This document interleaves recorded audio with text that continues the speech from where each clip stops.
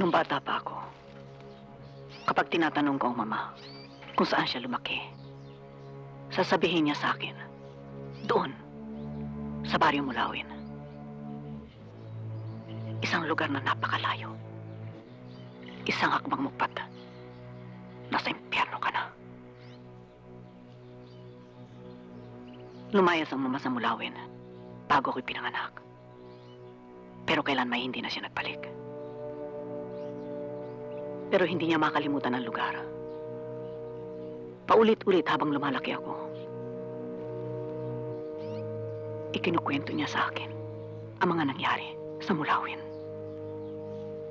Hanggang sa mga detalye, mga mukha, ay nakatikit na habang buhay sa aking alaala. Di matanggal-tanggal.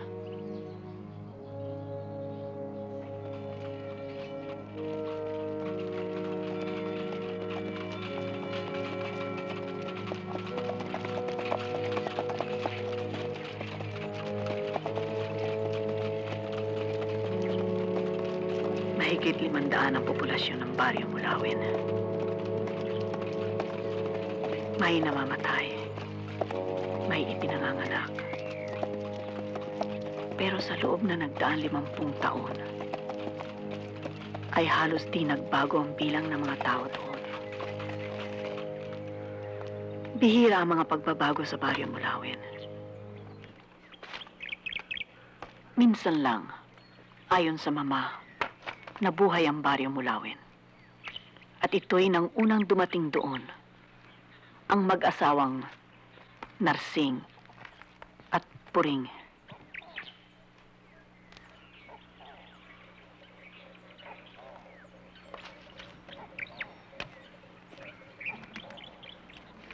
Magsisi kaya si Puring na napadpad siya sa miserableng lugar na iyon. Kung mahuhulaan niya ang malagim na kapalarang naghihintay sa kanya sa baryong yun, aatras kaya siya?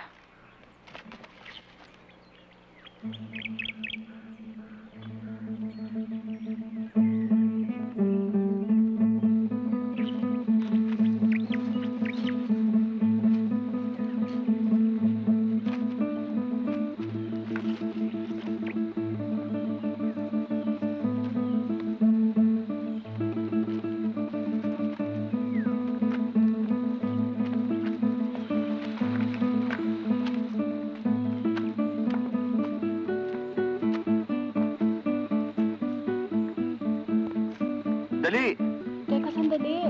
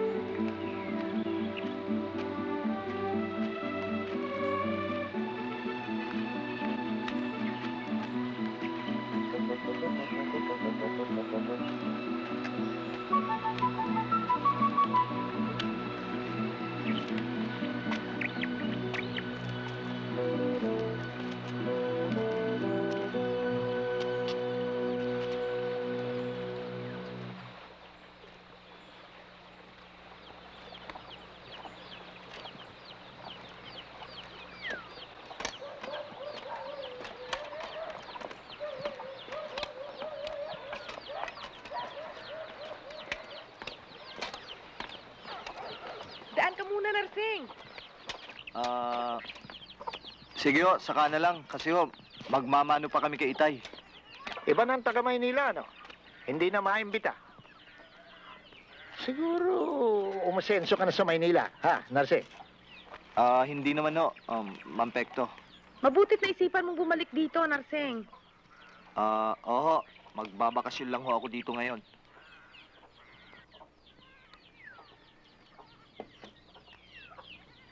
Kamusta ka, Suling?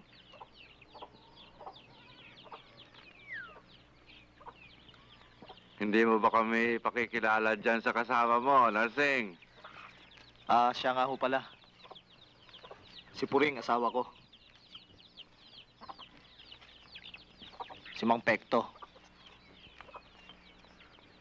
Si Aling Rusing. Si Suling. At si Mang Bino.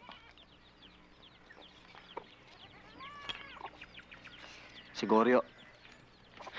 Pipit bingi yan, huwag niyong pansinin. Taga Maynila rin ba siya? Oo.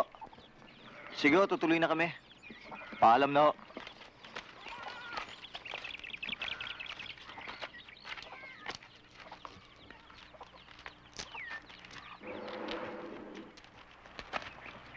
Kuya Narsing! Doray!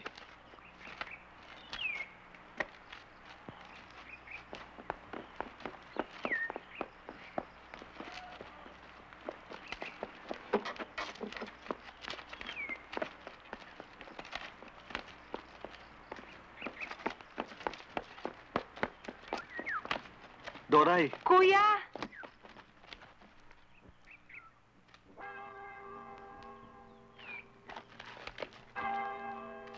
Doray, si...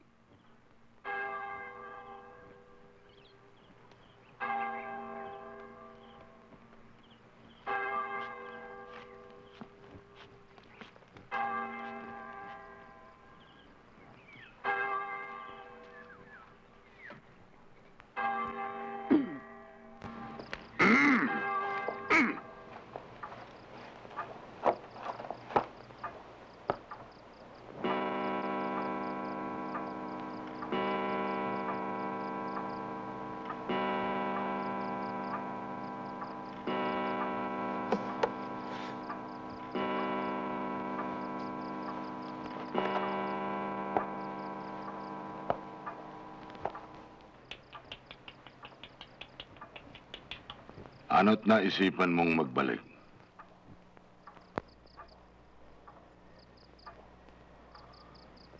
Tatlong taong kang nawala. Ngayon ay basta ka na lamang susulpot.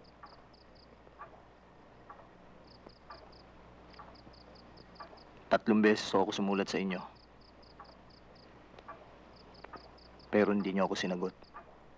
Bakit ko sasagutin ng isang simberkwensang anak?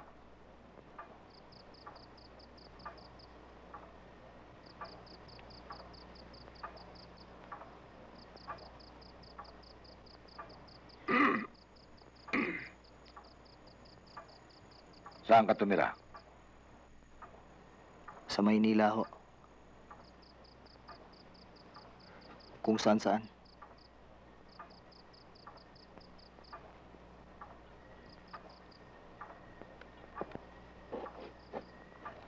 Nagtrabaho ako noon sa distilleria.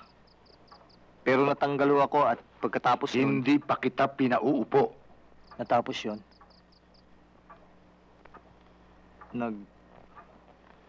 Trabaho ako sa isang tabakalera. Iba't ibang pabrika hong napasukan ko doon pero wala hong nangyari sa akin. Nagbalik ho ako para humingi ng tulong sa inyo. Hindi mo naisip yan ang magpunta ka noon sa Manila. Gusto ko hong tumayo sa sarili kong mga paa noon.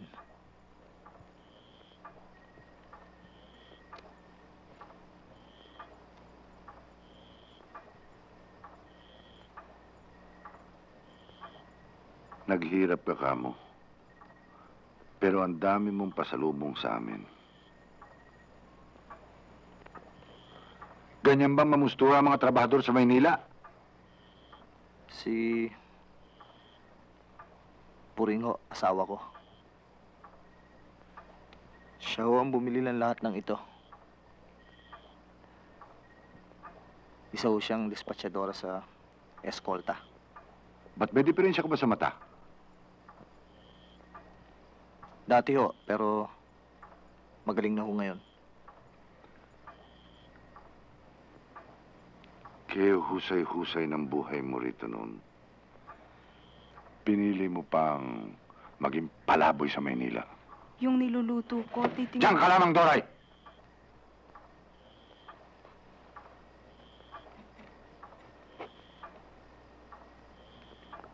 Siya ba ang napangasawa mo? Opo. Si Puring. Purita Galvez ho. Puring, magmano ka kay Tay?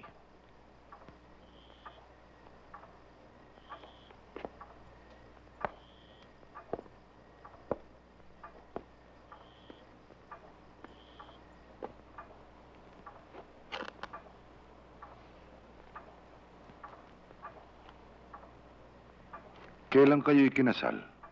Itay, baka gusto na ho Huwag nila. kang sumabad, Doray! Nasing, Nung Disyembre ho. Ginastusan ho kami ng mga kaibigan namin. Pasko kasi. ang kanyang pamilya, Nag-iisa na lang ho siya sa buhay. Taga Maynila ho siya. Namatay ho sa isang aksidente ang kanyang mga magulang at mga kapatid. despachadora ka mo siya. Opo. Kung ano-anong mga kwentong naririnig ko tungkol sa mga babaeng Maynila. Bakit mo pinakasalan ng anak ko? Mahal ko po siya. Ilang taong ka ba? 18 po. At sa edad mong yan, alam mo na ibig sabihin ng pagmamahal? Wala naman po sa edad ang damdamin ng tao. Marunong sumagot. Hindi ako sanay sinasagot.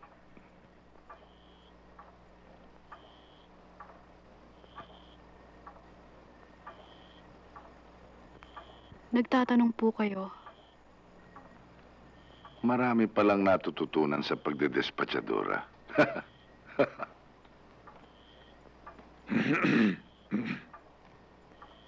Maaga po akong naulila.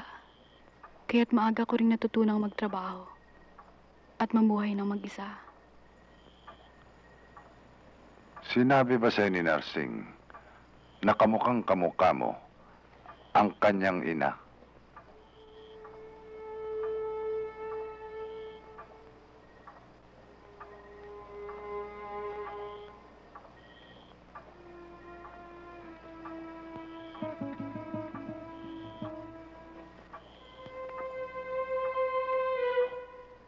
Hindi ko kailanman pinalayaw ang aking mga anak. At wala akong nakikitang dahilan upang magbago ngayon. Narsing, Po. habang narito kayo sa poder ko,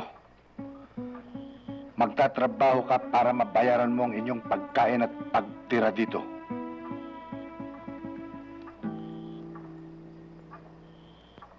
Opo.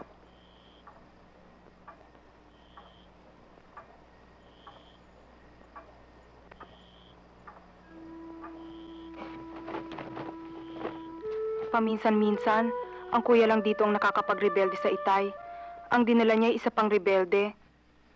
Sinabi ko lang naman ang nasa isip ko eh. Di ba mas mabuting kung minsay di na sinasabi ang nasa loob?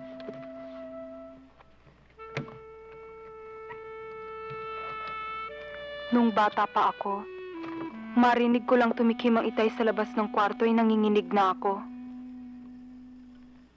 Ang nakita ko'y hindi matapang na tao. Ang nakita ko'y malungkot na tao.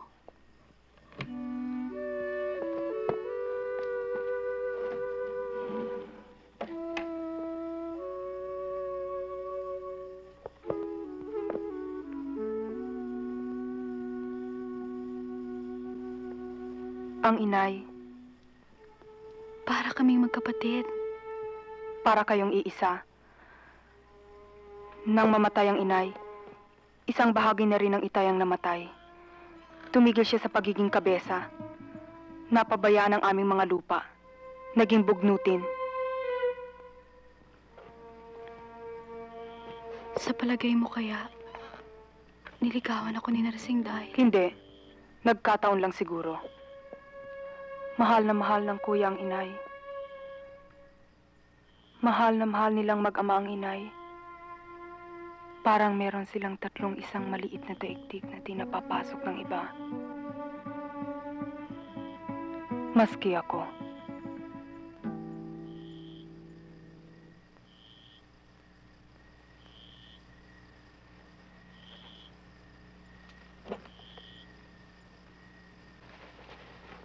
Ang mamahal siguro ng mga damit mo, Kung may magkasya sa'yo, sa'yo na lang. bugbugin pa ako ng itay. Saka magagalit si Minardo, ayaw ng asawa kong nagbibihis ako. Maganda ba sa Maynila? Lagi masaya. Laging magulo. Ngayon pa nga lang ay hinahanap-hanap ko ng mga ilaw sa Maynila. Mula nang isilang ako'y hindi pa ako nakatuntong sa labas ng mulawin. Sa'yo na ito. Maski di mo'y suot, itago mo na lang. Salamat. Hipag.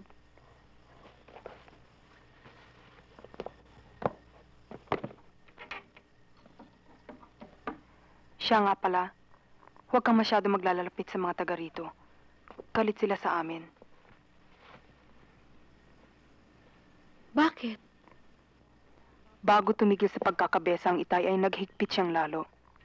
Nahuli niya nagdispalko si Mang Pekto at pinatanggal niya sa trabaho. Ganon din si Mang Bino.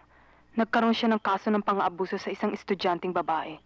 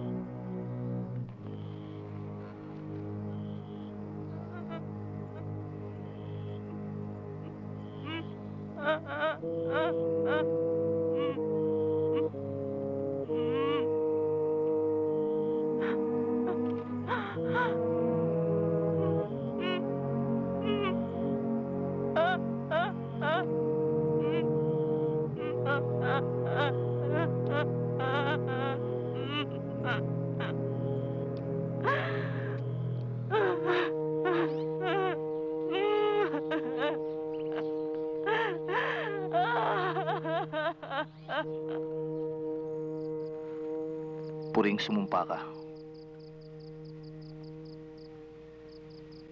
Ano man ang mangyari, walang ibang lalaki. Mula ngayon,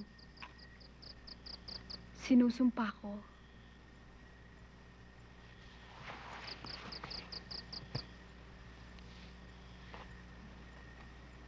ikaw rin. Sumumpa ka. Hindi na kailangan yan. Hindi ako marunong umibig sa ibang babae. Doon tayo sa manggahan. Pagkatapos, alam mo na.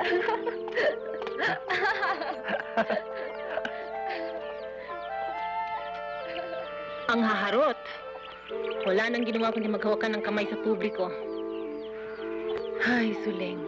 Kung ako ikaw kakalimutan ko na si Narsing.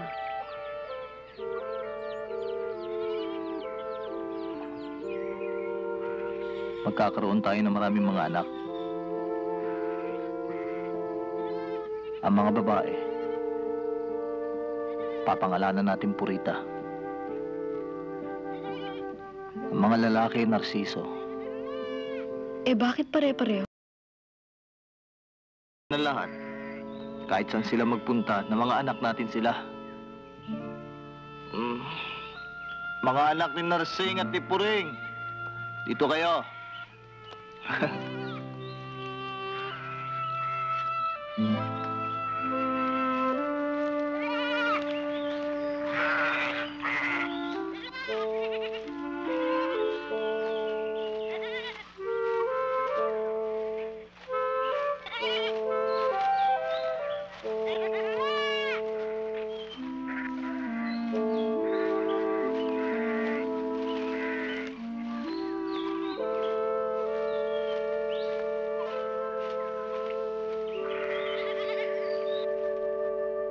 Di ako nakapag-aral. Ayaw ni Itay. Bakit? Wala raw silbiang edukasyon sa babae. Tutal, mag-aasawa rin daw ako. Nung pilitin ako ng Itay pakasal kay Menardo, naglasing si Jose. Sino Jose? Ang dati kong kasintahan. Huwag mong ipagtatapat kahit kanino, Puring. Pero si Jose pa rin ang napapanaginipan ko lagi. Siya pa rin ang naiisip kong katabi sa pagtulog. Nasan siya? Nasa Kapitolyo. Eskribyente siya sa korte. Ba't di mo siya puntahan kung siya pa rin ang mahal mo?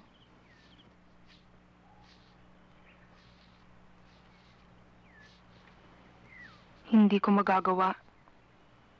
Papatayin ako ng Itay.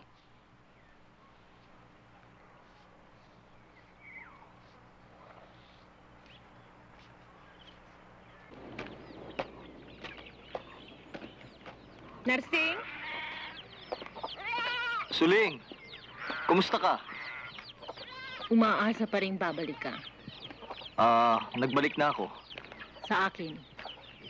Ha? Suling, hindi ako nangako. Nakalimutan mo na ba kaagad ang kamalig? Maghapon tayo doon. Nabigla ako nun . Kamamatay lang ni inay nun. Nalulungkot ako. Hindi ko alam kung saan ako pupunta. Mabait ka. Nadala ako. Hindi pa rin ako nagbabago. Wala akong damdamin para sa'yo, Suling. Dahil ba mas matanda ako sa'yo? Mahal ko si Puring.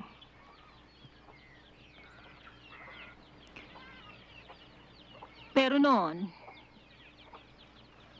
Kung ano man ang nangyari sa atin noon, ayoko na maalala. Patawarin mo ako, Suling.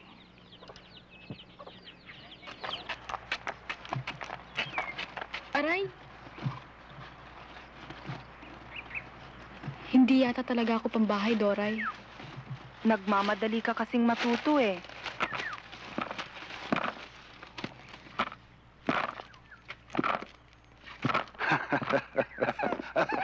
Nagustuhan ko ang sinabi mo siya. Hindi ko makakalimutan, Busting. Padre, ipapahatid ko na kay Doray ang aking donasyon. Ikaw ang bahala. Aba, Doray. Kumusta ka, Iha? Mabuti po, Padre. Puring. Maligaya ka rin ba dito sa aming lugar? Hindi ko po alam, Padre. Ba? Bakit hindi mo alam? Ang kaligayahan ay hindi inaalam. Yan ay kusang nararamdaman ng isang tao. Aba, dapat kang matuwa na ikaw ay napabilang sa pamilya nitong si Gusting. Padre, Hindi ba? Bueno, ako'y lalakad na. Yung donasyon. Ay, huwag kayong mag-alala, Padre. Yan. hatid ko na kayo sa tarangkahan. Oh, eto na si Goryo.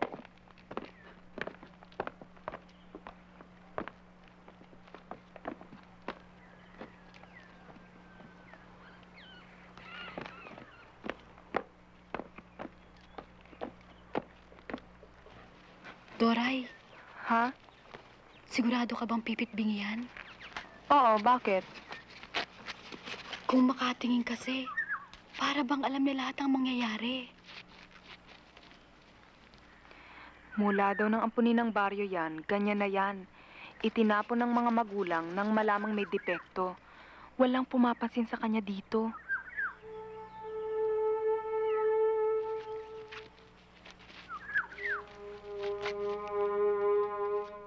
Halos buong linggong nagtatrabaho sa Kapitolyo si Narsing. Unting-unting hinahanap ni Puring ang Maynila.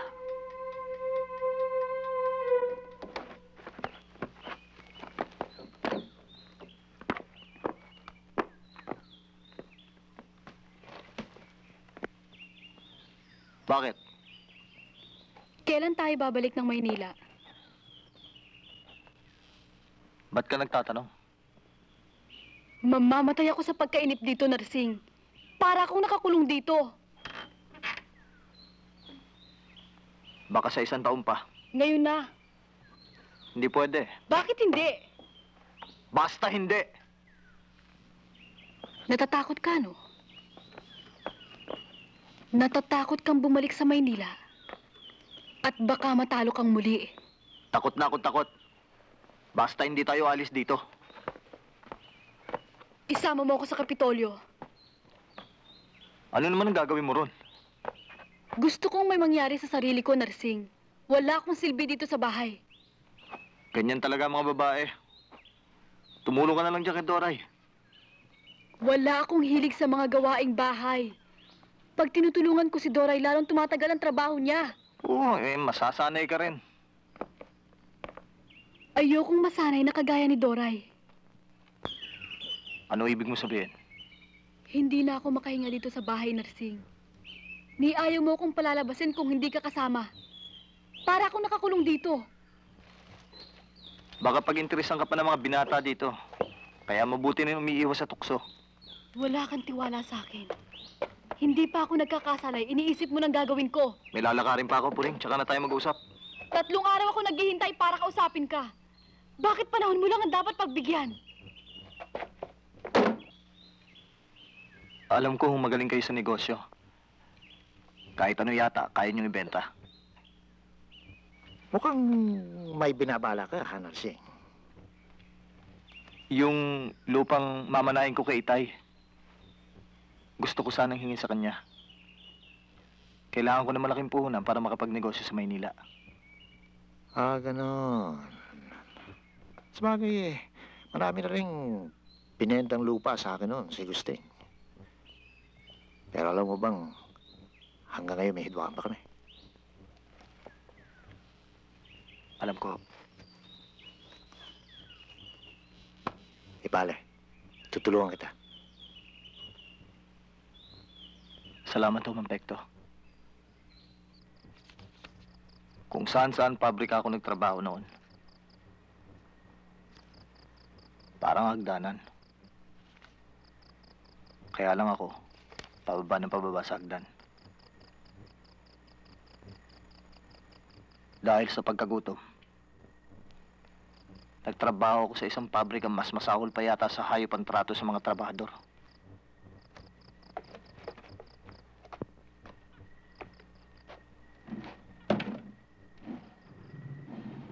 Isang hapon, tinamaan ng welding ang mga mata ko. Tinakbo nila ako ng ospital, pero hindi binayaran ng pabrika ang pagkakaaksidente ko. Naisip ko na umuwi dito. Pero natalo ako ng hiya.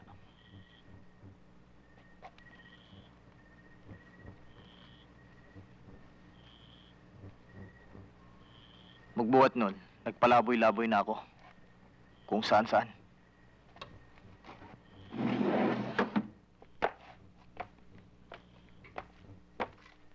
Hindi totoong nakakalat ang ginto sa mga kalsada ng Maynila.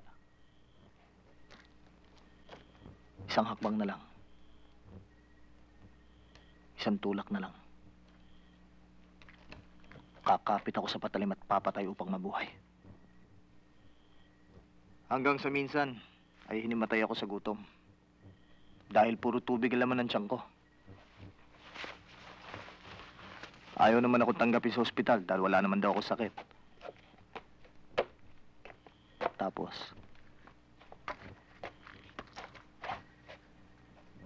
nakilala ko si Puring.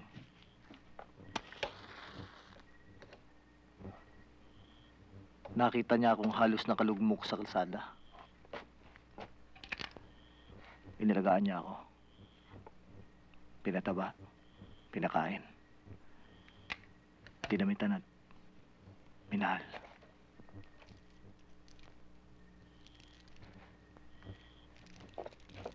Siya rin noon nagsabi sa akin na bumalik na kami dito. At humingi ng tawad sa inyo, Itay. Narsing, pumirmi na kayo rito.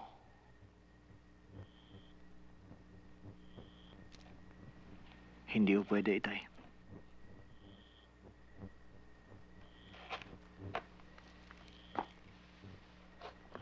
Nagpapahinga lang ho ako dito, Tay. Nabalian lang ho ako ng pakpak na sa Maynila. Babalik din ako. Siguro pagkalipas na 1 taon. Kailangan matalo ko Maynila, Itay. Kailangan may mangyari sa akin doon. Pareho nga kayo ng inay mo. Puno ng walang silbing pangarap ang inyong ulo.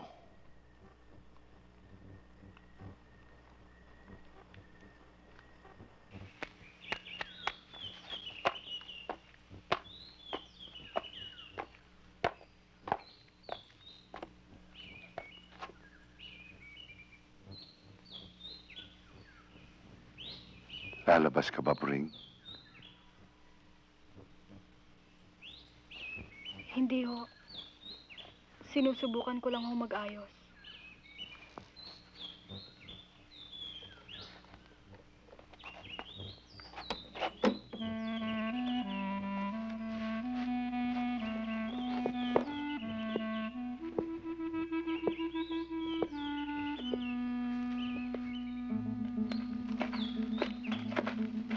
Ewan ko kung anong pumasok sa isipan ni Puring. Pero isang umaga, nag-ayos siya na akala mo'y papasok sa dati niyang trabaho bilang dispatchadora.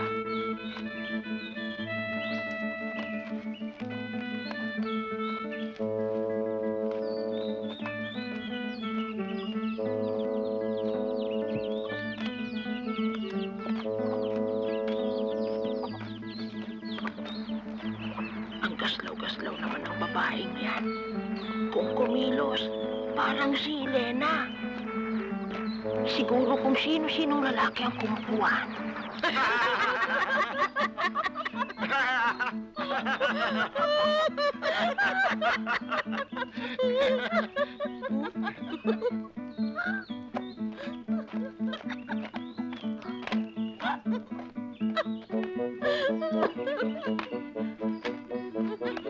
Ay, pagpaumanin ho, Mang Bino. Wala ka naman, Puring. Saan ba punta mo? Gusto mo bang samahan kita? Huwag kang matakot. Siguryo lang yan. Bino! Puring! Daan muna kayo!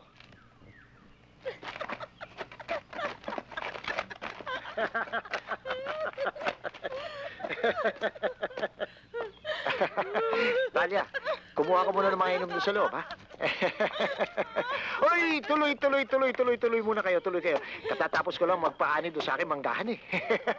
tuloy. Maupo muna kayo, maupo kayo. Oh, yan. Kaya kami nagsasaya ngayon, eh. Kain mo muna. Lagay mo na lang dyan.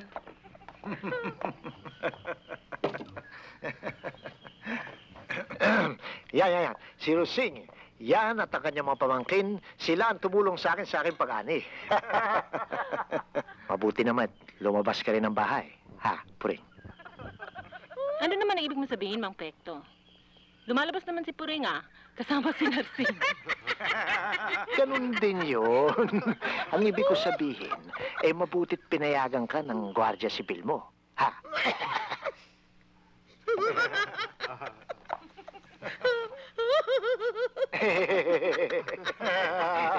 Oreo!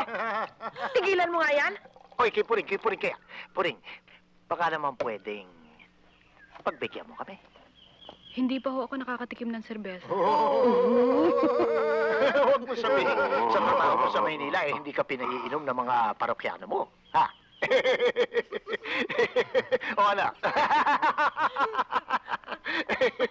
Konting pa konsuelo naman para sa amin. Huwag niyo pilitin kung ayaw.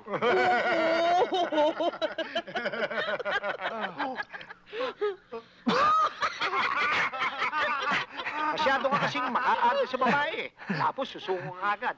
O, ito. Inumin mo. Busin mo. Yan. Oh. Ininom.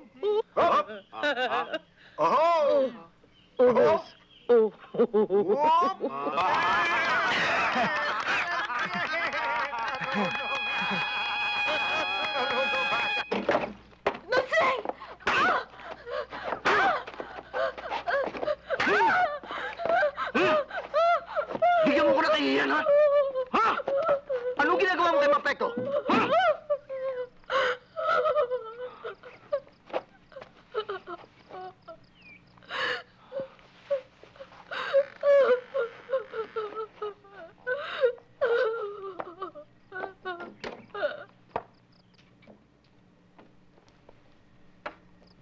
Doray, paano namatay ang inay niyo? Sa pamilya na lang namin yon. Isa na rin ako sa pamilya niyo ngayon. Nagpakamatay siya. Ano?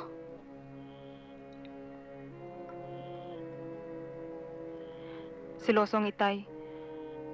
Maski walang kadahilan, kinukulong niya ang inay. Di nagtagal ay gumanti ang inay. Naglalabas. Nakipagkaibigan kung kani-kaninong lalaki. Kumalat ang malalaswang balita. Isang araw, sa galit ng itay, ay hinubaran niya ang inay at kinaladkad sa publiko. Kinaumagahan, natagpuan namin nagpakamatay ang inay. Nagbigti sa may bodega ng palay sa ibaba. Nakakamison lang, may hawak-hawak na rosaryo sa kamay.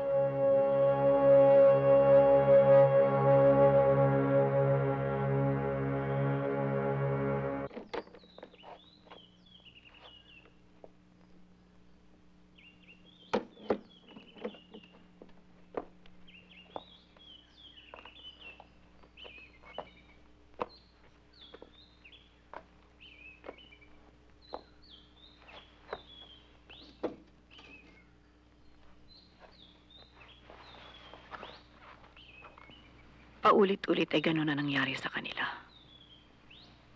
Sa biglang bukso ng selos ay sasaktan ni Narsing si Puring.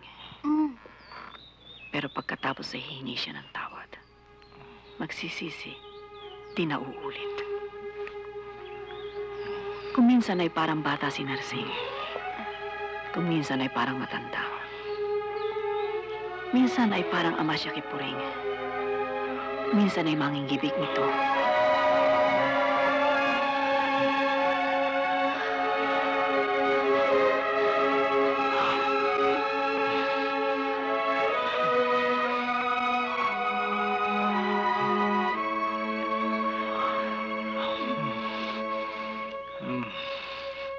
Leonardo, bakit ilan lang yung gumagapas doon? Akala ko ba yung mahigit 20 sila? Marami po akong pinasabihan, hindi ko po malaman kung bakit hindi nagsidating. Sabihin mo sa lahat, ha? Ayoko nang may namumulot sa patio. At kung sakaling may basang palay, iwalay na. Oo. Sige. Lasing, hanggat maaga, dapat matutunan mong trabaho ni Menardo. Balang araw, mapapasayo ang lupang to. Hindi ako bagay dito sa lupa, Itay.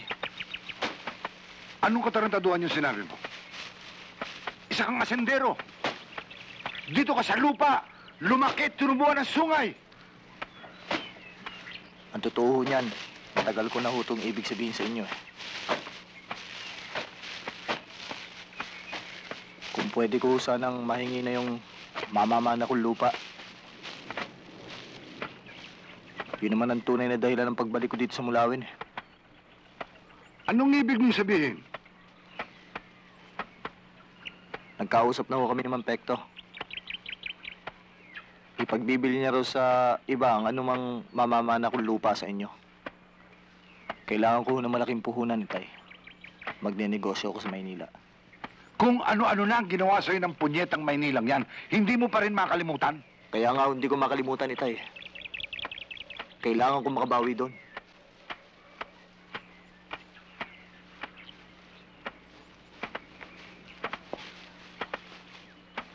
Nang dumating ka, natuwa ako.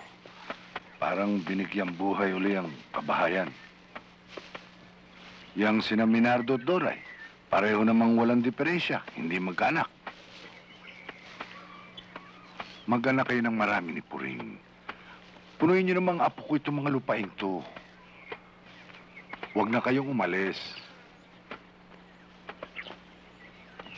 Sinuway mo na ako nang di mo tapusin ang iyong pag-aaral.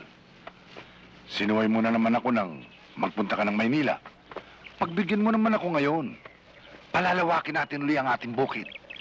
Bibili natin uli kay Pekto ang ating mga lupain.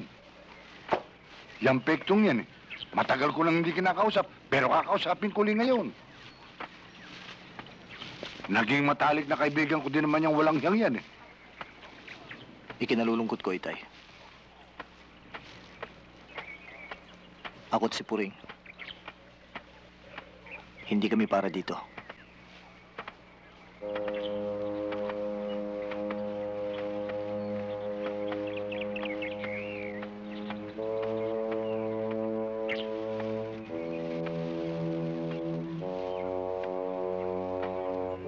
Yang asawa mo, kailangan bantayan mo.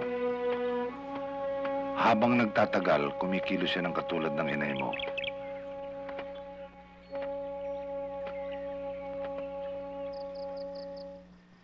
Wala pa ba yan?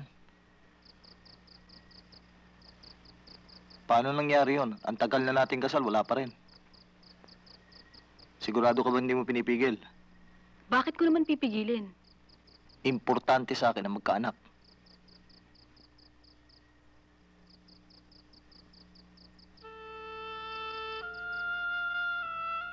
Ang naalala ni Puring ay ang sabi ng kanyang ina nung bata pa siya. Ang mga lalaki ayon sa kanya ay lumalaki, nagkakaute. Ina ng lahat ng mga lalaki.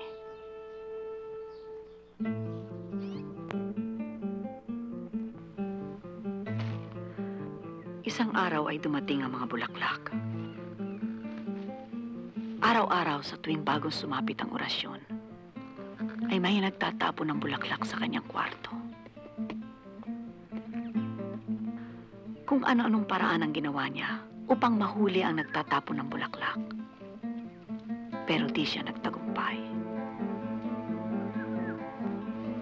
Inilihim niya lahat, lalo na kay Narsing. Iisa ang pinagsususpetsahan niya. Si Goryo. Naging interesado siya sa buhay nito mula noon. Naisip niyang magkapareho sila ng kapalaran. Kapwa sila estranghero sa malungkot.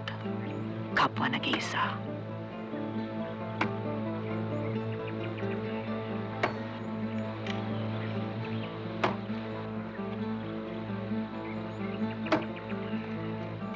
Maski katabi si Narsing, ay si Goryo na ang naiisip niya.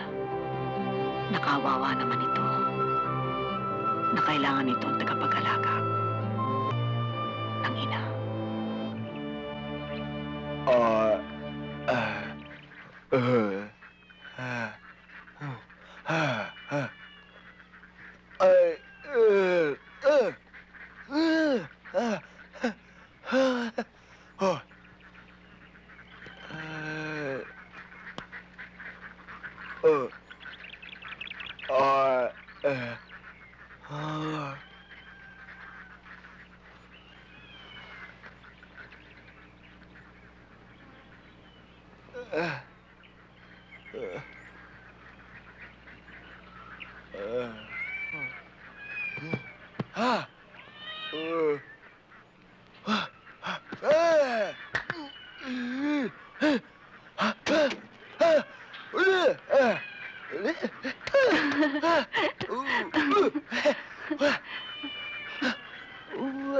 Maliit lang.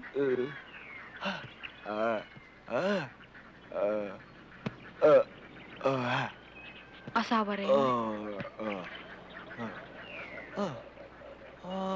Anak. Maraming anak.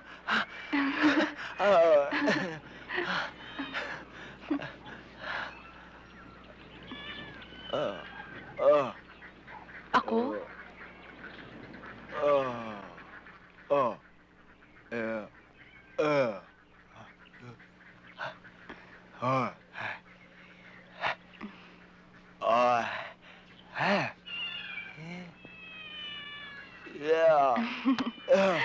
Eh, sino bang may sabi sa'yo na konting ensayo mo lang, makakapagsalita ka na? Si Maestrong Bino? Si Consel Pecto? Huwag ka maniniwala doon. Niluloko ka lang ng mga yon.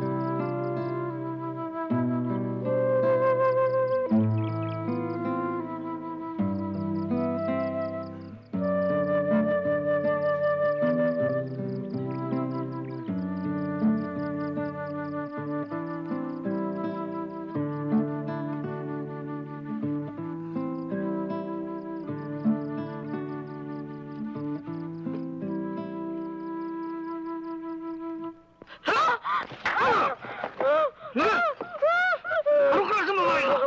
Ha? Hindi mo ko nakikinig, ha? Ano? Pero maski anong pananakit ang gawin ni Narsing kay Puring, ay di ito umamin. Walang naman ang anak ng Espiritu Santo. Amen.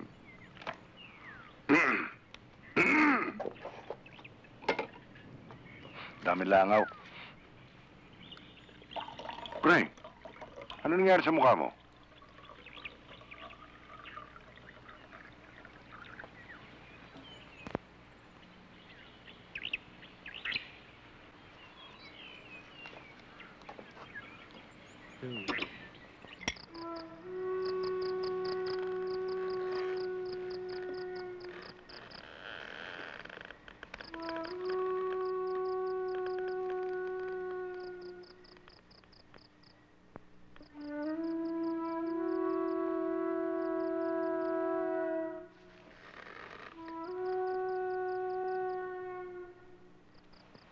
Tinitignan niya lagi bawat bahagi ng katawan nito.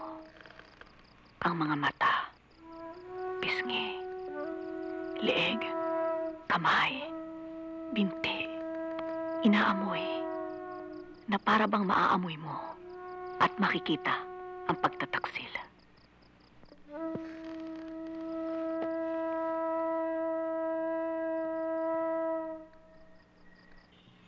Hindi kita pinipilit maniwala, Narsing.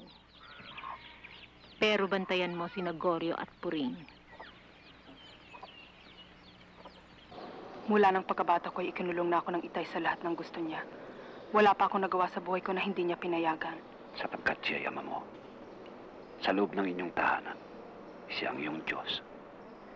Ganyan din po bang ipinayo niyo sa aking ina kaya siya nagpakamatay? Anong ibig mong sabihin? Ang ina mo'y isang masamang babae. Kung kani-kaninong lalaki siya sumama. Nang siya'y magsadya sa akin ay pinamukha ko lamang sa kanyang mga kasalanan. Hindi ko po sinasadya ang nasabi ko, Padre.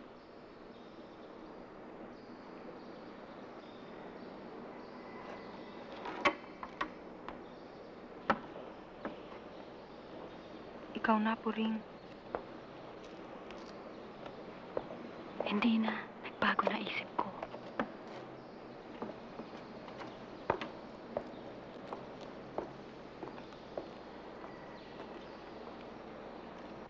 Hindi, Kuya. Hindi ko nakikitang pumupunta si Puring kay Goryo. Sinisiraan lang tayo ng mga kababaryo natin.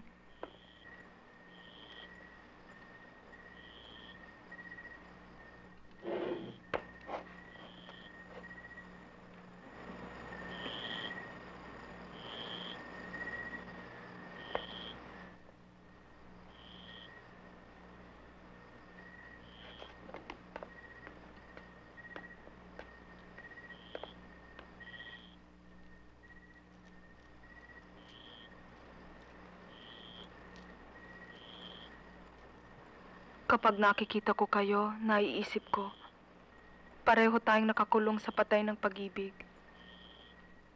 Nang mamatay ang inay ay namatay na rin kayo. Nang mawala sa akin si Jose ay di ko na rin ginustong mabuhay pa. Pero ang inay ay hindi na maaaring magbalik itay. Si Jose ay buhay pa, maaari pa akong mabuhay. Paano si Menardo? Mabait siya, itay. Pero di ko siya talaga matutunang mahalin.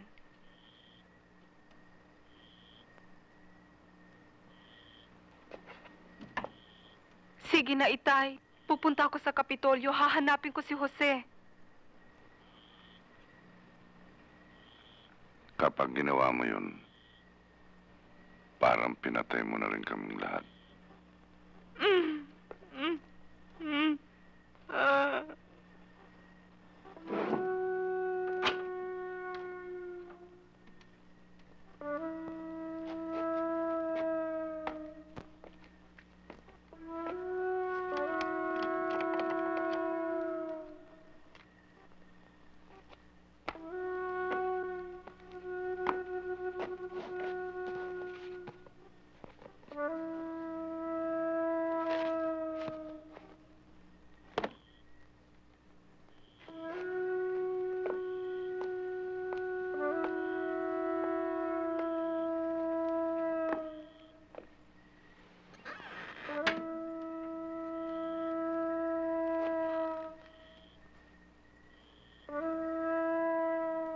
Punyeta, Elena. Bakit mo ko iniwan?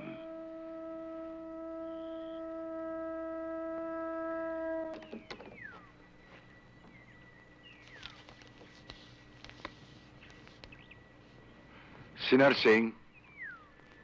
Nasa Kapitolyo ho. Si Narsing. Pinababayaan ka. Alam ba niyang kaarawan mo bukas? Oo. Paano niyo ho nalaman? Sinabi sa akin ni Doray. Ito ay mga damit at mga alahas ni Elena. Sukat mo. Sukat mo para sa iyong karawan.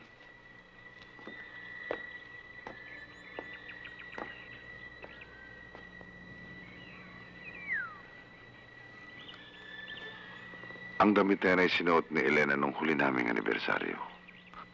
Hindi na niya ginamit uli para huwag na raw masira.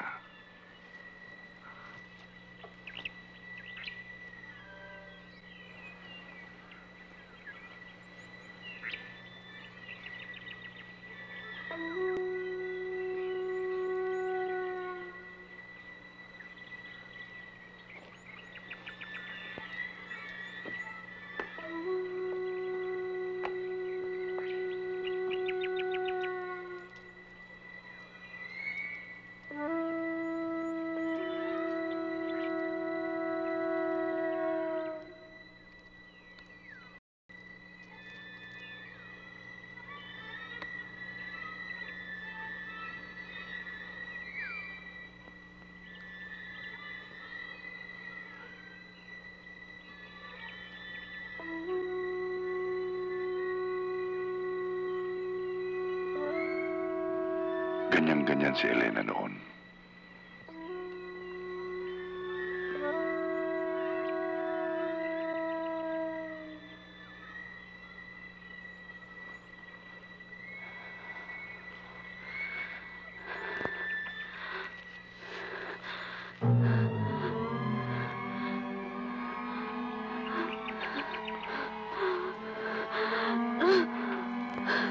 Itay!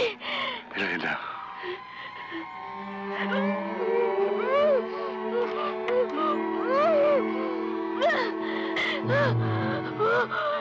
Elena.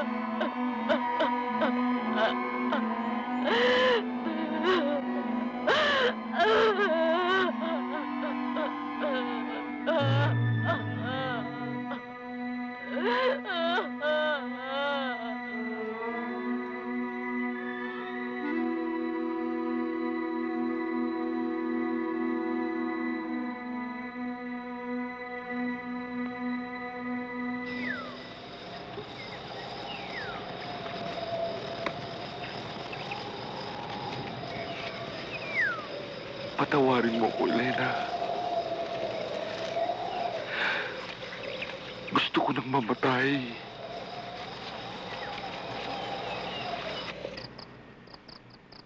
Kanina nagpaalam ako sa trabaho ko sa Kapitolyo. Bakit? Bilang paghahanda natin sa pagbabalik sa Maynila. Totoo? Salamat, Narsing. Maraming salamat.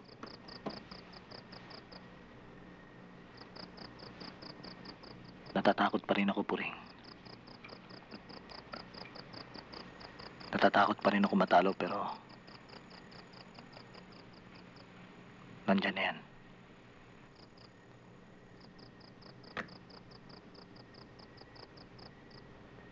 Ang Maynila siguro ay parang itay sa akin nung bata pa ako. Umaharap pa lang ako sa kanya, naiihina ako sa takot.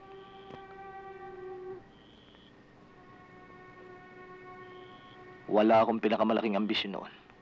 Kung hindi ang talunin siya sa anumang klaseng laro. Maliit man o malaki. Dahil para siyang Diyos na walang pagkatalo. Pagkatapos namin maglaro noon, ngingiti siya nakatayo.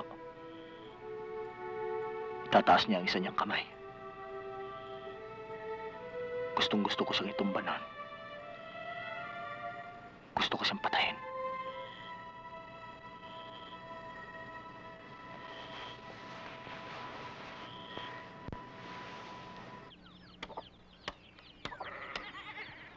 Babalik na rin pala raw ng Maynila sina Puring at Narsing. Is that true? Is that true, oo. Ano na bang nangyari sa pagtuturo mo sa Kapitolyo? Magsisimula na ako sa pasukan. Kaya nga, panay ang ensayo ko ng Ingles.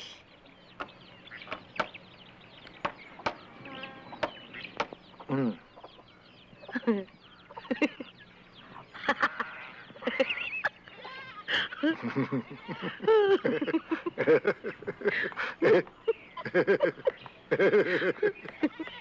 Iayos ng mabuti ang dahon sa ilalim ng... Ano ba yan? Masusugatan ng balat ng mangga eh. Angko, Po. pare-pareho ba ang laki ng mga mangga lalagay niyo sa kain? Opo. Sinabihan mo sila lahat? Opo, 3 beses po. Hoy, Elong! Dahan-dahan niyang pagpitas! Huwag pababayang malaglag sa lupa! Di po. Nalalamugi! Opo. Suling!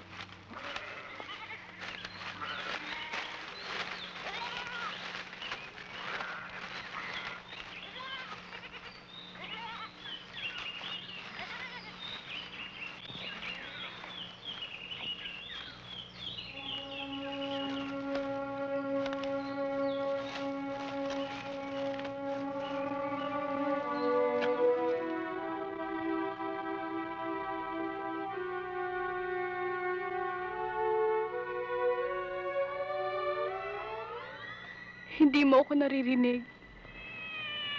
Pero gusto kong sabihin sa yung lahat.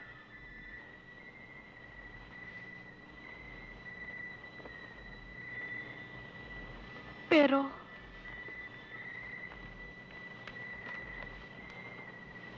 si Narsing pa rin ang mahal ko.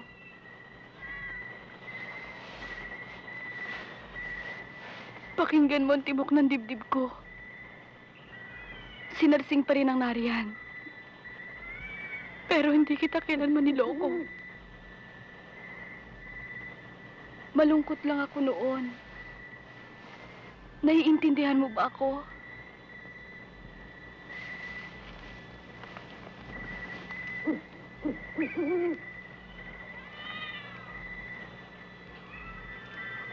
Hindi ka nagagalit sa akin. Hmm? Hmm?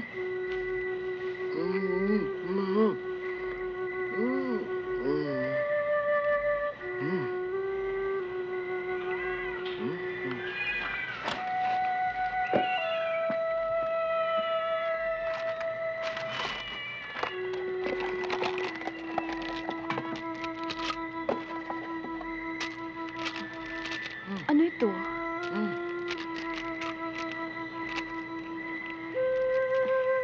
Naku, wag na. Mas kailangan mo yan.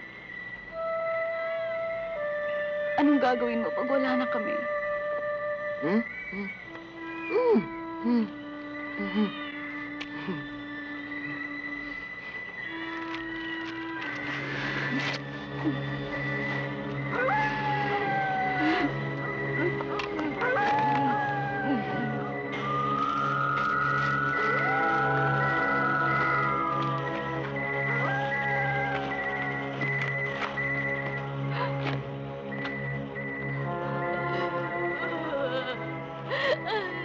Itay! Tama na!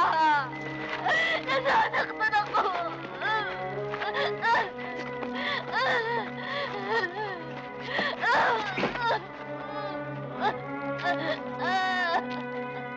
Sige, lakas mo pa nang marinig ka ng bomba.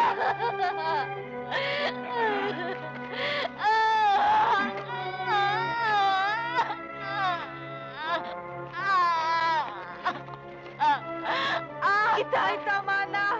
Huwag kang makialam, Doray! Narsing! Narsing! Narsing!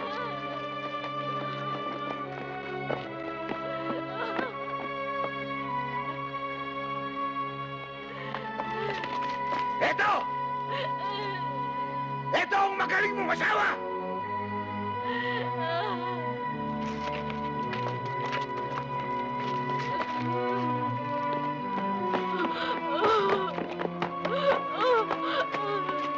Nahuli ko! Nakikipagmabuti ang kay Goryo! Hindi na to, Narsing! Nangako ka, pakikinggan mo muna ako! Makikinig ka ba ba sa asawa mo? Sakit! Noong ko pa sinabi sa'yo, masama ang kutob ko rito! Narsing! Kung mahal mo ako, magtiwala ka sa akin! Pinag-uusapan ka na ng buong bayan! Ayaw mo pang maniwala!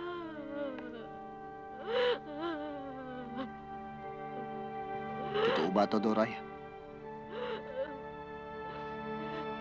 Hindi totoo, kuya.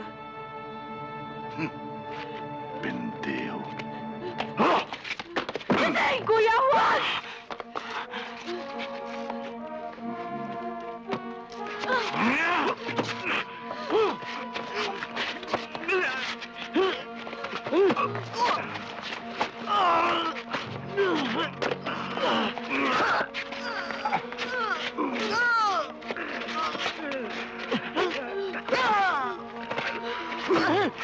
Bernardo! Bernardo!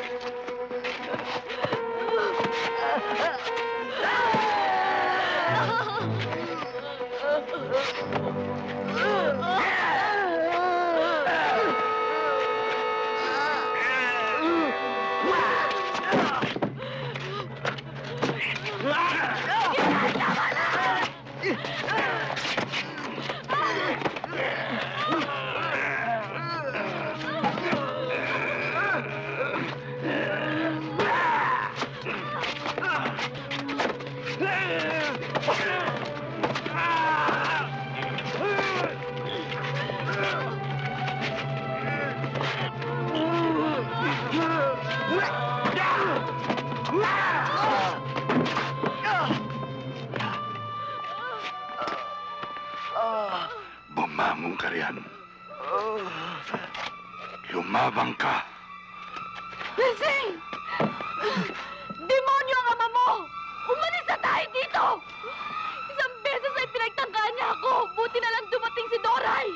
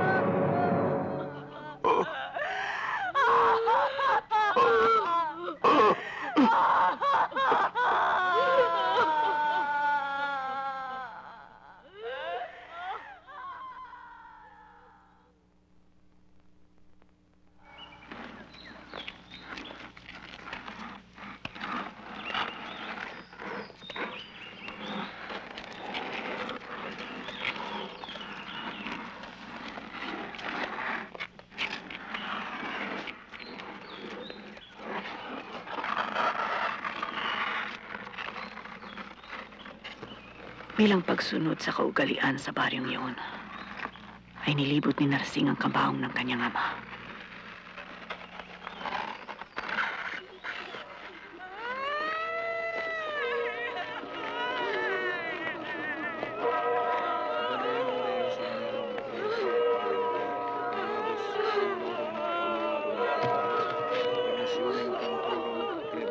Inisip ng mga taga-baryo na nung pa ito dapat nangyari, nung panahon ni Elena.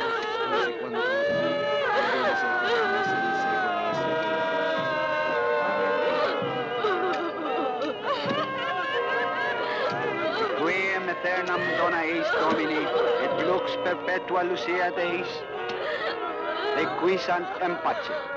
Amen. In nomine Patri, et Filii, et Spiritus Sancti. Amen.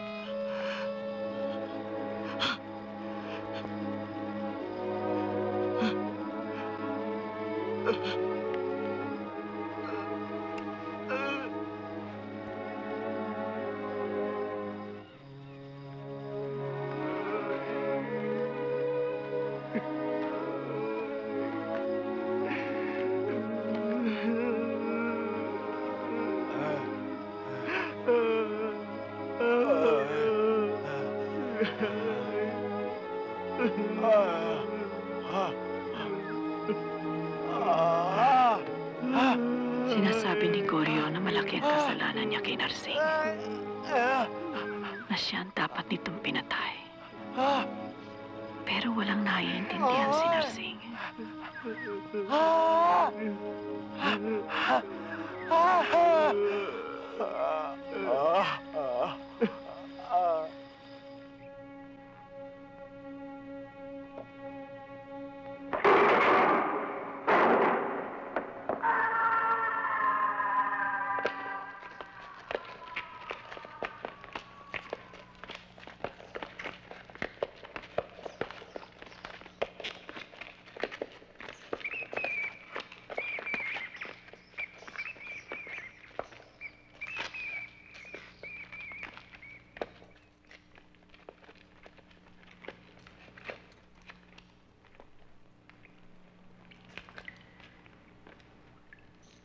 Narsing, patawarin mo ako.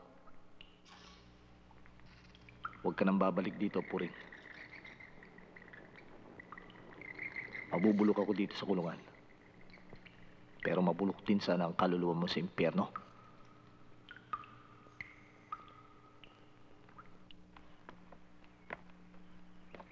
Menardo, patawarin mo ako.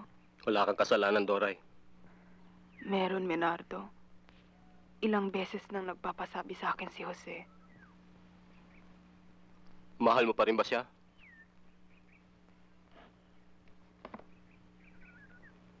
Huwag kang matakot magsabi ng totoo, Doray. Hindi ako ang itay mo o ang kuya mo.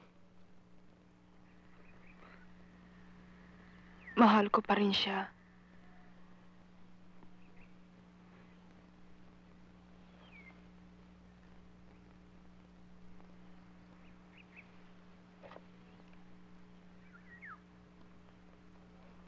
Wala na akong ibang pamilya, Doray. Ikaw na lang. Bigyan pa rin natin ng pagkakataon mga sarili natin.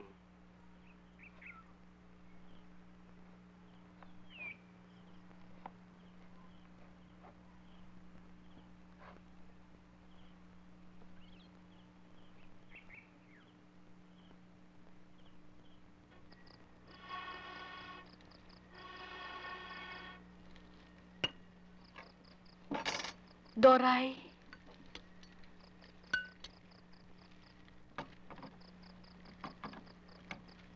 Ba't di mo ko kinakausap?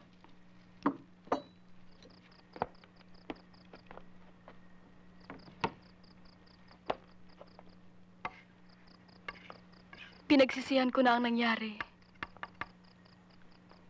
Pag natutulog ako ngayon, parang nakikita ko pa rin ang katawan niyang walang ulo.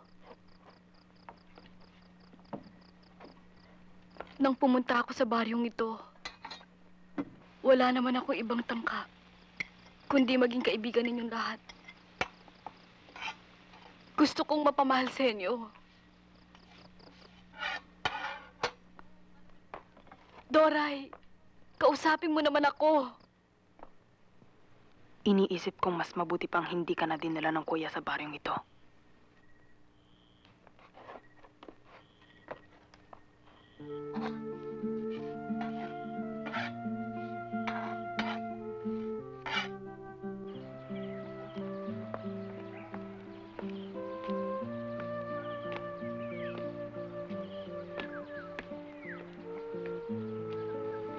Dahil sa nangyari, pinaalis ni Doray si Puring.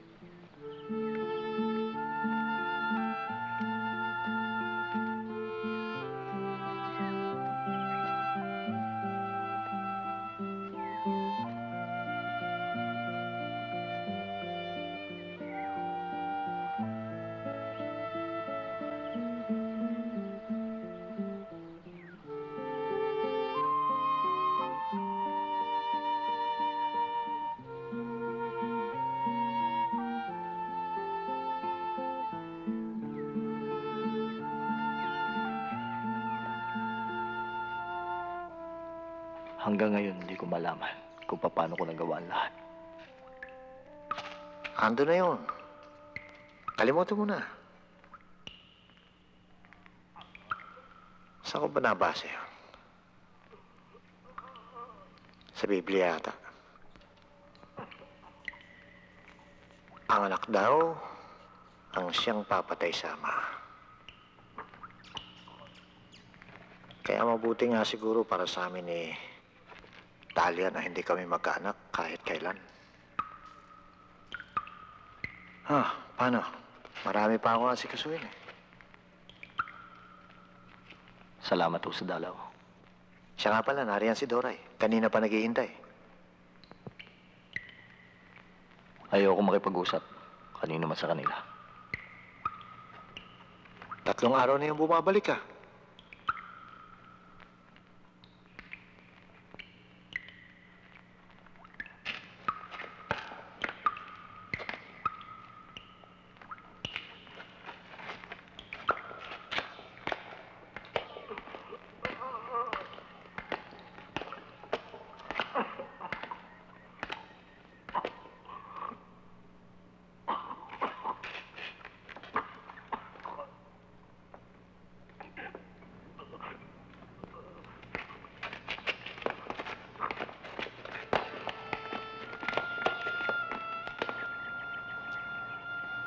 Araw-araw tuwing tapit-hapon ay naroon si Puring.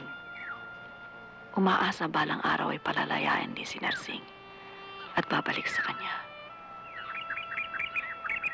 May kung anong kapangitang lumalabas mula sa kanyang dibdib at nakikita sa kanyang mukha. Katulad siya ng ibang tao habang patay ang puso'y patay rin ang buhay. Ilang beses tinatanong ni Goryo kay Puring kung gusto nitong lumayo sa lugar na yun. Pero tumanggi si Puring. Doon niya hihintayin ang pagbabalik ni Narsing. Balang araw ay patatawarin din siya nito.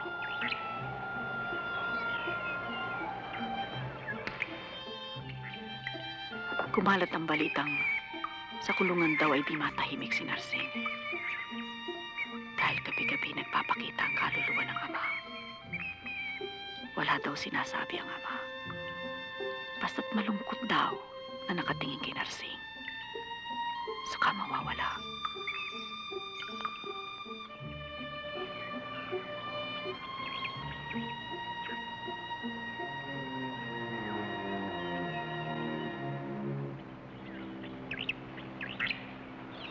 Talagang wala akong magawa sa'yo. Magagalit sa akin ang ating mga kababaryo pagka pinatulang kong babae niyan. Pagkatapos ng ginawa niya kay Gusteng.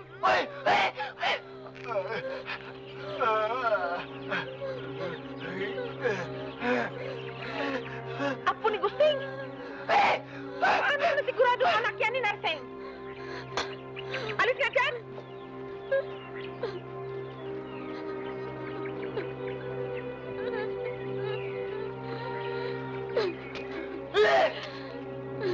Walang hiya ka, Goryo! Huwag mo ako idamay sa iyong kamalasan!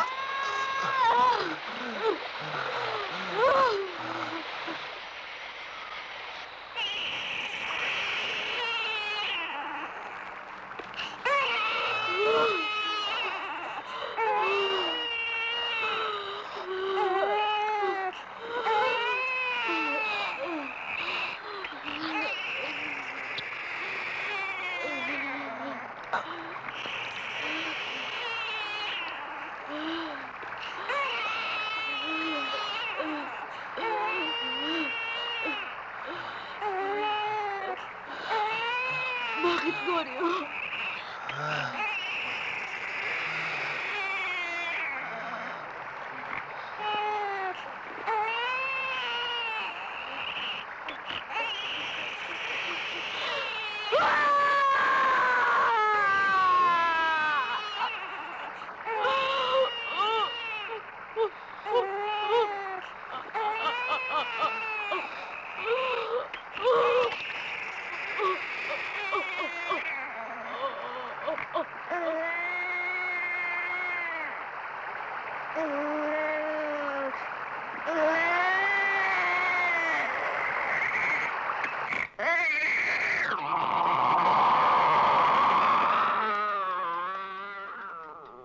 Kumalat ang balita. Ang anak ni Puring ay anak ng demonyo. May mga buhok sa mukha. May mga ngipin na. May 2 sungay na araw-araw ay lumalaki.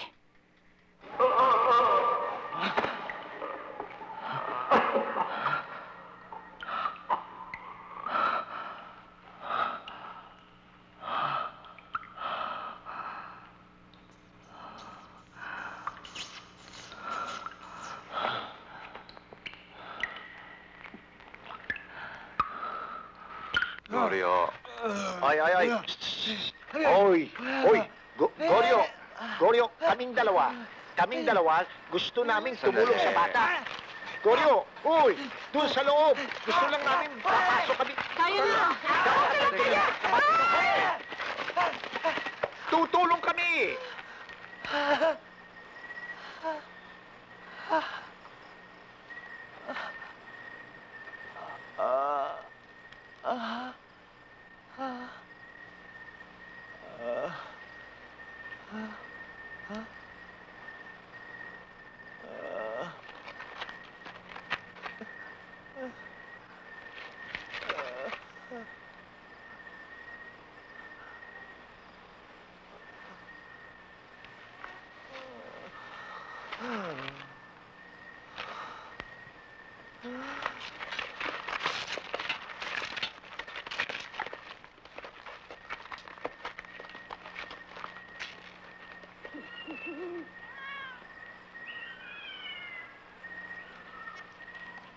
Kung lumaki ka na, ano kaya ang itatawag nila sa'yo? Christina siguro. O kaya ay Teresa. Pero patawarin mo ko, anak. Ni hindi kita mabigyan ng pangalan ngayon. O maski na bukas. O maski sa mga darating na panahon. Saang simbahan ka tatanggapin para mapinyagan?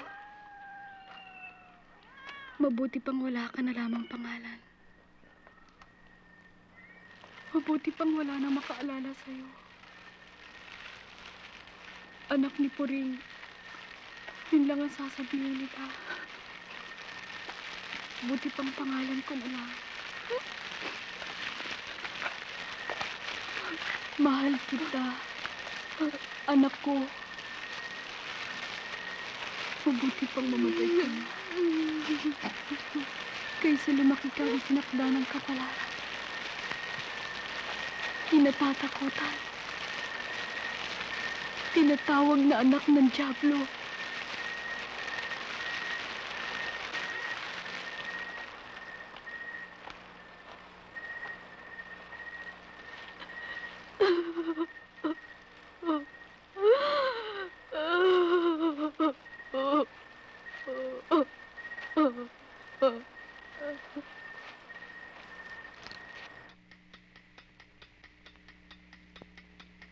Ang sabi ng iba, binaon ni Puring ng buhay ang kanyang anak.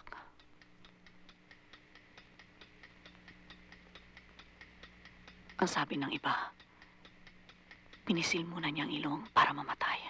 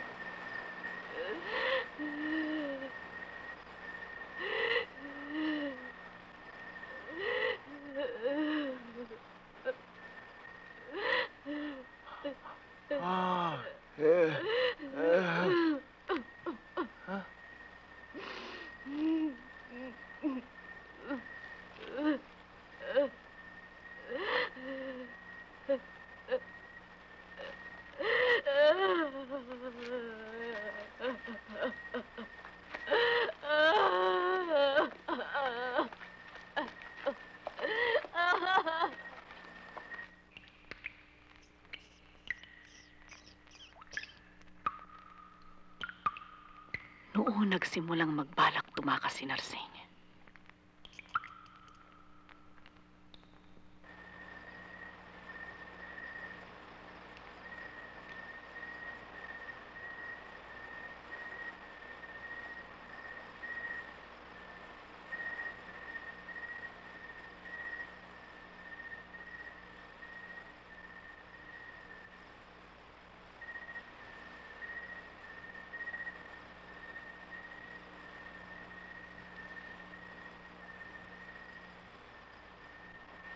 Baka kailangan palayasin na natin si Puring.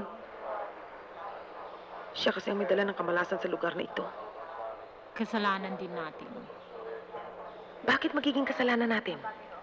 Anak niya ang halimaw. At siya rin ang pumatay sa halimaw. Kasalanan ko po, Padre. Ako ang nagsumbong kay Mang Agustin. Kaya siya pinatay ni Narsing. Sa akin nagsimula ang lahat. Kung hindi ako naghagis ng bulaklak para kay Puring, hindi siguro umabot sa ganito. Hindi ako naging mabuting kaibigan kay Gusting. Kung ganyan kayo di may kasalanan din ako. Dahil hindi ko pinaanak si Puring. Sandali lang. Huwag sana tayong padadala sa kung ano-ano mang ating mga iniisip. Diyos ko, Padre. Ano na bang nangyayari sa baryo natin? Kung minsan may mga bagay na hindi natin naiintindihan sa kilos ng tao at sa palakad ng Panginoon Diyos. Kaya't, walang nalalabi sa atin kung din tayo'y manalangin at maghintay ng kanyang kapatawaran.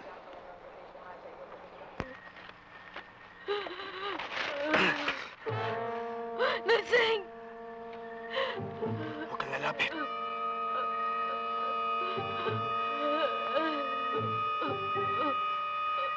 Anong ginawa mo sa bata?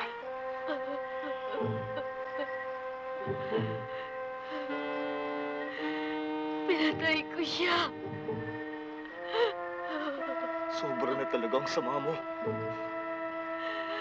Anak mo siya, Narsing. Hindi sa ibang lalaki. Pinatay ko siya dahil mahal ko siya. Pinatay ko si Ethan ng dahil sa'yo! Narsing!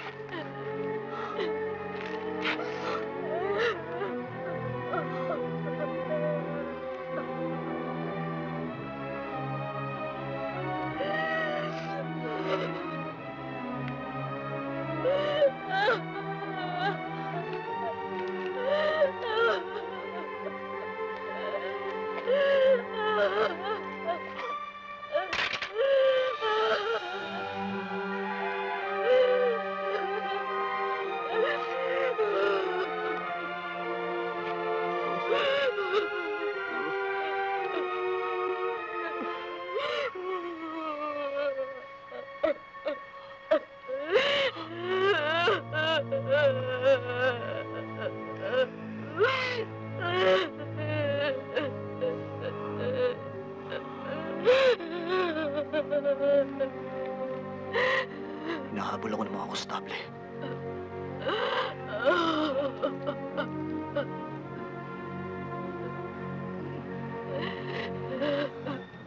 Kailangan ko tumakas.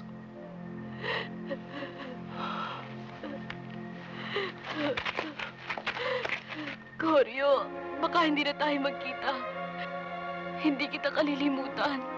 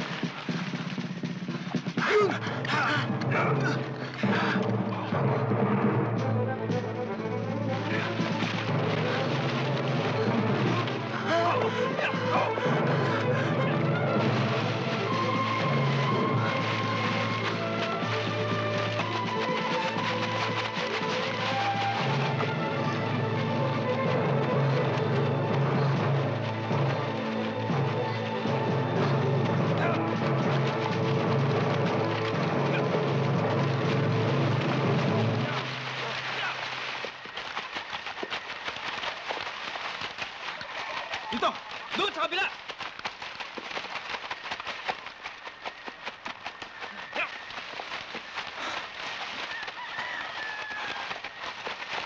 Oh!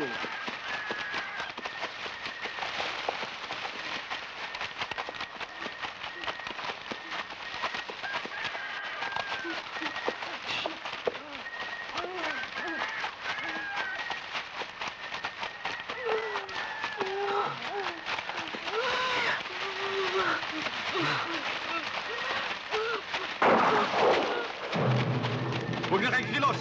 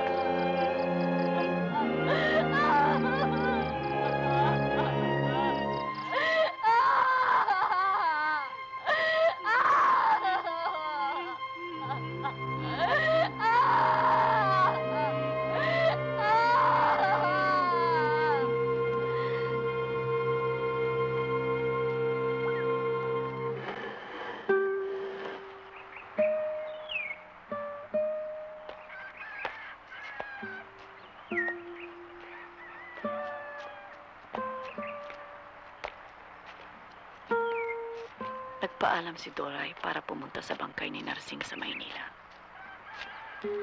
Hindi nakasama si Puring dahil may karamdaman ito.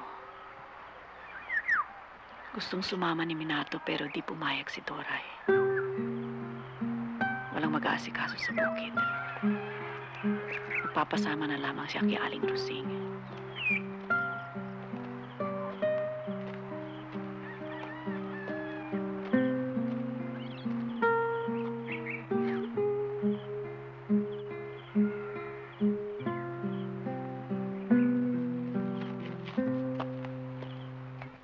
Walang nakaalam, maski si Minardo, maski si Puring, kung ano nasa isip noon ni Doray. Pero kailanman ay di na siya bumalik sa Mulawin.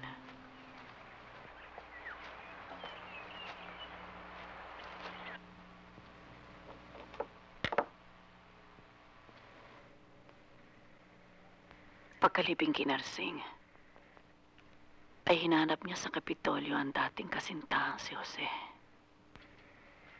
Nagsama sila.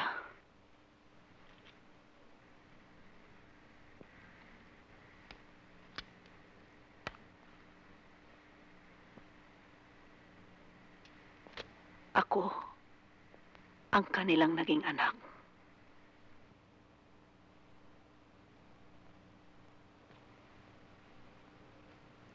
May sinusulat akong libro ngayon tungkol sa relasyon ng mga tao, ng mga mag-aama, ng mga mag-iina, ng mga magkabaryo.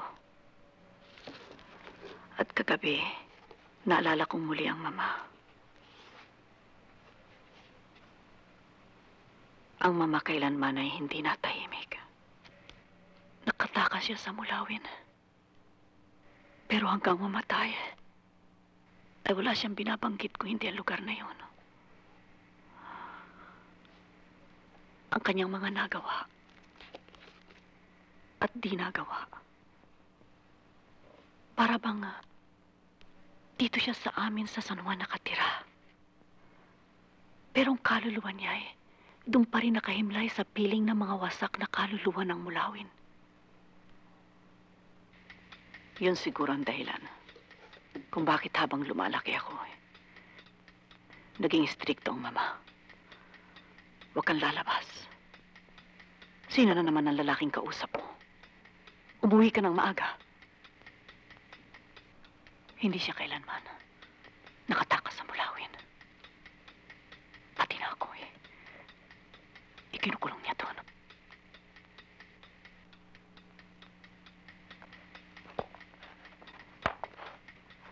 Nag-iisa na ako ngayon sa bahay na ito.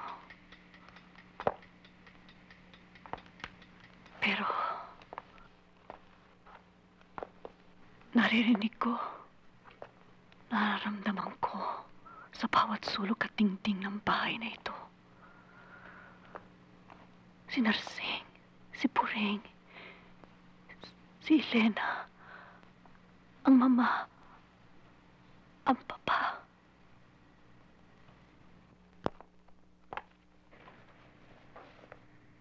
Kaya siguro hindi ako nakapag-asawa.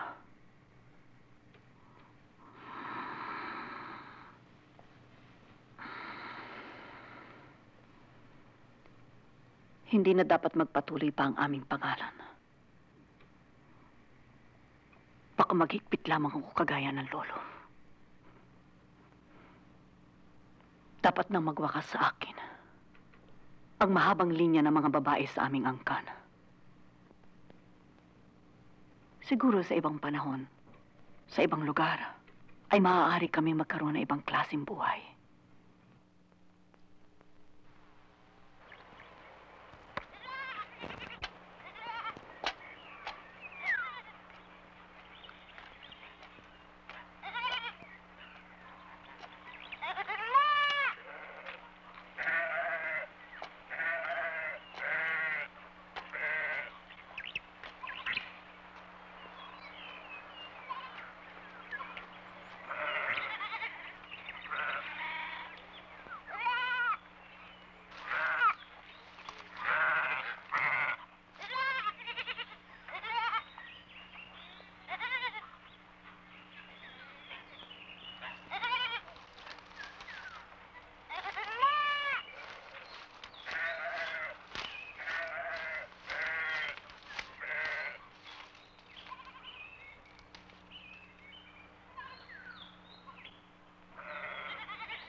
Isang hapon nagpaalam si Puring.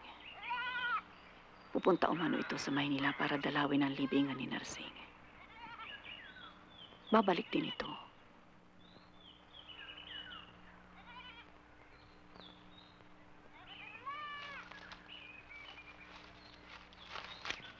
Pero kailan may di na ito nagbalik.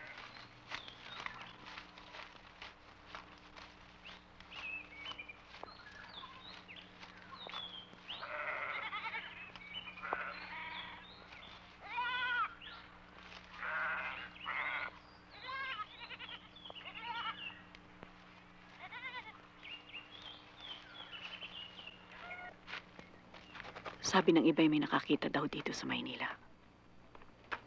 Bumalik na uli sa dating trabahong bilang dispatchadora. Sabi ng iba mas masahol pa doon. Naging masamang babae sa madidilim na lugar ng Maynila.